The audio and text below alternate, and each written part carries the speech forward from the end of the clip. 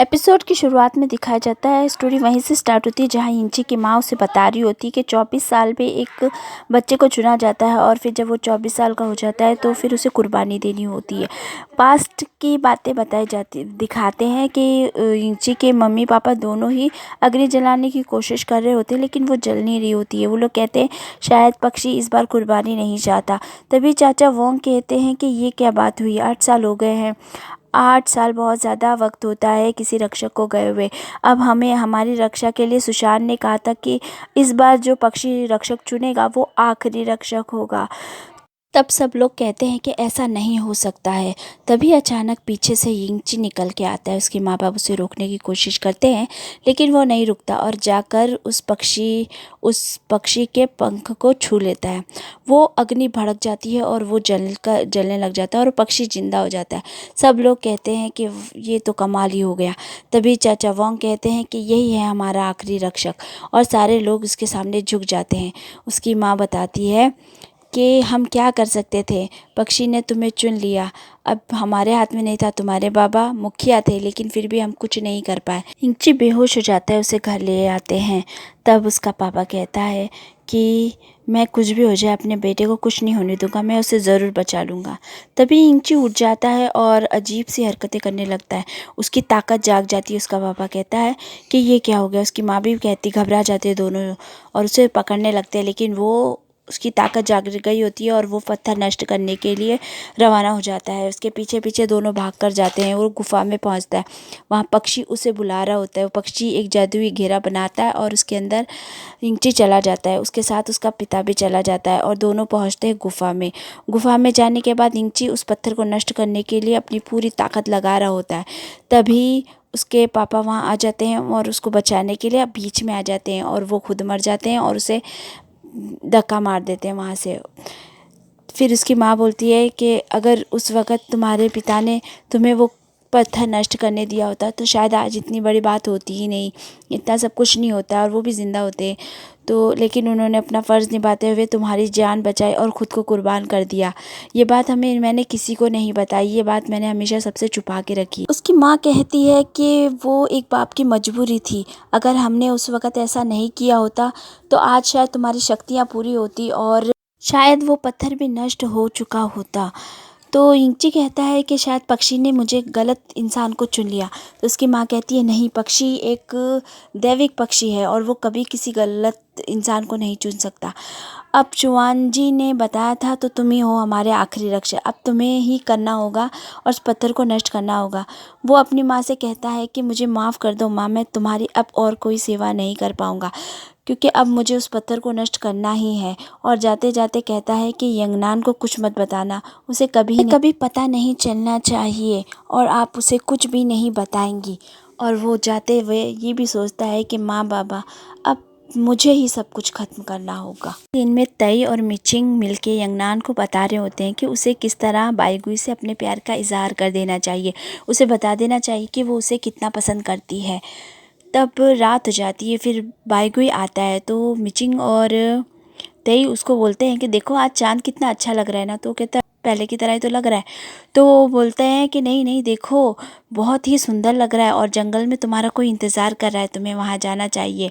ये कहकर वो लोग बाईगुई को बोल देते हैं। फिर बाईगुई वहाँ से चला जाता है।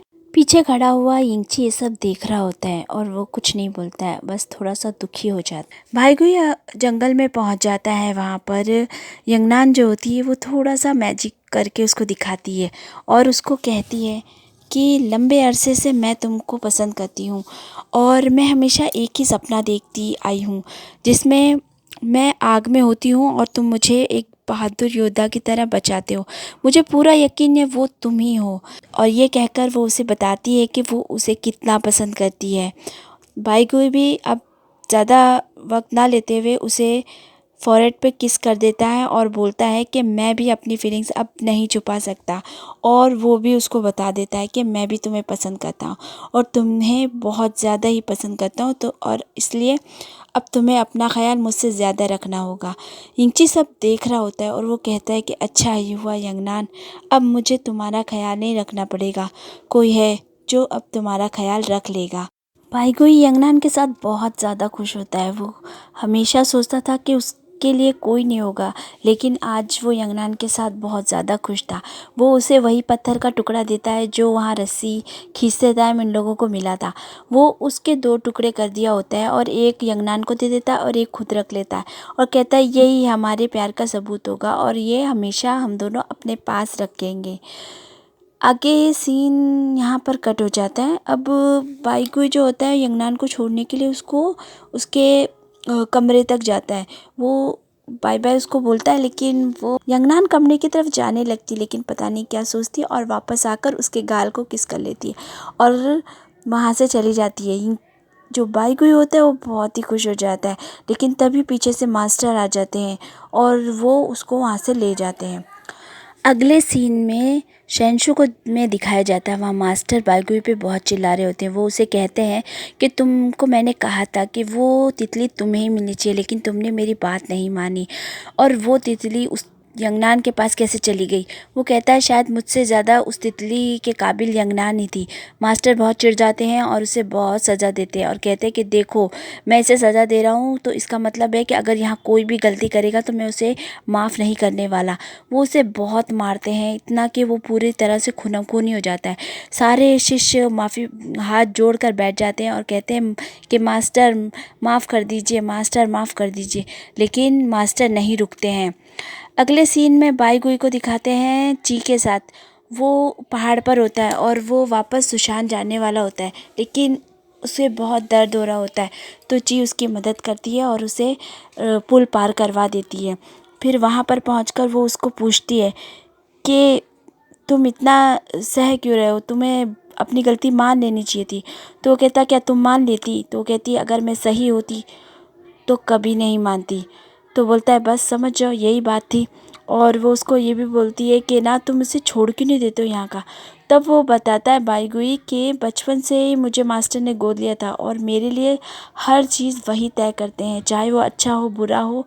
वो मुझे डांटते भी हैं तो कभी मेरी इज्जत भी करते हैं, लेकिन मैंने अपने आप को कई सालों से महसूस ही नहीं किया। वो जो बोलते हैं मुझे वही करना होता है। यंगनान अपने ख्यालों में खोई होती है, तभी वहाँ पे यिंगची आ जाता है। वो उसे कहती है कि भाई तुम आ गए, अच्छा हुआ आ गए, बैठो। माँ कैसी है। तो वो कहता है कि माँ ठीक है। वो कहती तुमने मुझे बताया, माँ को बताया कि मैं जीत गई। वो कहता मैं तो भूल ही गया। तब यिंगची कहता है कि बहुत दुखी मन से कहता है कि मैं नहीं रहूँगा तो तुम माँ का अच्छे से ख्याल रखना। वो कहती है मैं तुम्हारे कहने पे क्यों रखूँ, मैं तो खुद ही ख्याल रख लूँगी माँ का। वो उसकी बात को समझ नहीं पाती। फिर यिंगची बात को बदलते हुए कहता है कि बाईगुई ने क्या कहा। तो यंगनान कहती है कि उसने भी कहा कि वो मुझे पसंद करता है। तो यिंगची खुशी होने का एक्टिंग करते हुए कहता है कि अच्छा ही हुआ, बाईगुई आगे जाके सेंचू का बन जाएगा, मुखिया मास्टर बन जाएगा, तो फिर तुम उसकी बीवी बन जाना और मैं तुम्हारा बड़ा भाई। वैसे मजाक कर ही रहे होते हैं, तभी वहाँ पे तेई और मिचिन आ जाते हैं और वो कहते हैं कि बहुत बुरी खबर है। वो लोग पूछते हैं क्या हुआ। तो बोलते हैं कि सेंचू में मास्टर ने बाईगुई को बहुत मारा है और उसकी पूरी पीठ जख्मी हो चुकी है। तो यंगनान घबरा जाती है और भाग जाती है कि बाईगुई करती हुई भाग जाती है। यिंगची कहता है कि बेवकूफ़ों, उससे डरा दिया तुम लोगों ने। यंगनान भागकर बाईगुई के पास आ जाती है और वो उसे कहती है कि तुम्हें बहुत चोट लगी है, लाओ मैं दवाई लगा देती हूँ। बाईगुई साइड हो जाता है और कहता है ज़रूरत नहीं है। यंगनान कुछ नहीं समझ पाती है। यिंगची समझ जाता है और सबको जाने के लिए कहता है और यंगनान से कहता है कि मैं ख्याल रख लूँगा, अब तुम जाओ। वो यंगनान बहुत उदास मन से वहाँ से चली जाती है। यंगनान कमरे में जाती है और यहाँ वहाँ घूम रही होती है। यंगनान यिंगची से यंगनान जो होती है ची को पूछती है कि क्या हुआ। तो वो उसे बताती है कि मास्टर ने उसे बहुत मारा है और इसलिए नहीं मारा है कि उसने वो तितली नहीं जीती, बल्कि इसलिए मारा क्योंकि उसने पलटकर जवाब दिया था। ची यंगनान से कहती है कि आप जिसे प्यार करते हैं अगर वो बदल जाए तो क्या तब भी आप उनसे प्यार कर सकते हो। तो वो कहती है कि प्यार करने वाले कभी भी नहीं बदल सकते हैं। तभी शाह का मैसेज आ जाता है तो ची सरदर्द का बहाना बनाकर यंगनान से दवाई लाने को कहती है। यंगनान दवाई लेने के लिए जाती है तो वो देखती है कि उसमें लिखा होता है कि सब कुछ योजना के मुताबिक ही होगा।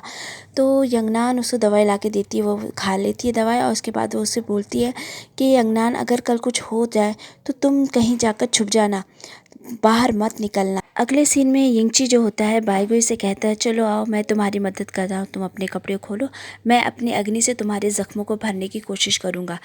तो बाईगुई कहता है मैं तो समझा तुम ऐसे ही कह रहे हो। वो कहता है कि मदद तो मुझे करनी है वरना यंगनान तो मुझे खा ही जाएगी, चलो जल्दी करो।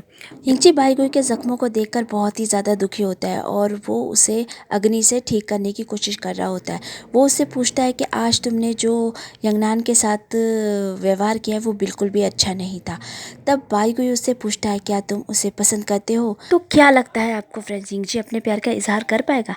ये तो अगले एपिसोड में पता चलेगा, वो भी मैं बहुत जल्दी लाऊंगी। तो मेरे चैनल को सब्सक्राइब कीजिए, लाइक कीजिए, शेयर कीजिए और आने वाली वीडियोस की नोटिफिकेशन के लिए बेल आइकन ज़रूर दबाइए। Bye bye friends.